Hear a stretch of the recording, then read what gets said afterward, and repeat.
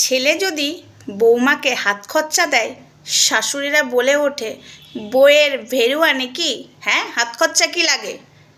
আর জামাই যদি মেয়েকে হাত খরচা দেয়, বাড়ির জামাই, তখন এত ভালো জামাই কোথাও পাওয়া যায় না। আমার জামাই খুব ভালো, পাড়াতে তখন বলে বেড়ায় যে দেখো আমার মেয়েকে সুখে রেখেছে, যত্নে রেখেছে। কিন্তু তারই ছেলে যদি বাড়ির বউকে সুখে রাখে, যত্নে রাখে, হাত খরচা দেয়, তখন একটাই কথা, আমার ছেলে আমার কাছ থেকে সরে গেছে, হাতছাড়া হয়ে গেছে, ছেলেকে বৌমা কেড়ে নিয়েছে, আমার ছেলে আর আমার নেই গো, কাঁদতে বসে যায় পাড়ার লোকের কাছে, ঠিক আছে।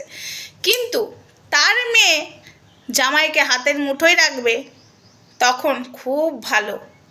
তখন এই কথাটা বলে না যে জামাইয়ের মায়েরও তো কষ্ট হচ্ছে, আমার মেয়ে জামাইকে তার কাছ থেকে কেড়ে নিয়েছে। তখন তো কই তার জন্য একটু ছেলের মারা দুঃখ প্রকাশ করে না? সত্যি বলছি বন্ধুরা,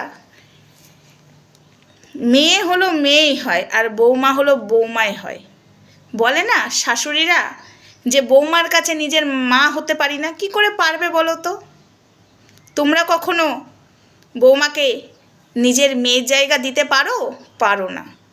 তাই শাশুড়ি শাশুড়ি, নিজের মা নিজের মা, কথাটা এটা বাস্তব। শুনতে তেতো লাগলেও এটাই সত্যি।